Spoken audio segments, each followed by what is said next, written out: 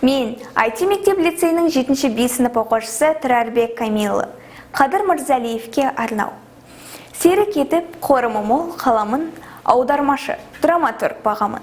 Мырзалинің қадірінде ақынға бұл арнауды орағыта жазамын. Өзің жазған тарихпен тілдесейін, адам ауыл пернемен үндесейін. Қалдырған бұл тарихта өшпес даңқын, табиғаттың тойында көн кешейін. Ағотау, домбырамен алақаның, оярманы, қорамсақтары тағың. Осынау жинақтарын мақтанышпен оқырманның назарына қаратамын. Әуенге арқа болды сан жырлары, көрермен алып ұшып ән тыңдады. Жездекең, асыл әжем, атамекен, салтанатпен сахнада сән құрғаны. Шалқар шабыт өр қиял жарыстырдың, өлең көкпар бәйгемен жарыс құрдың.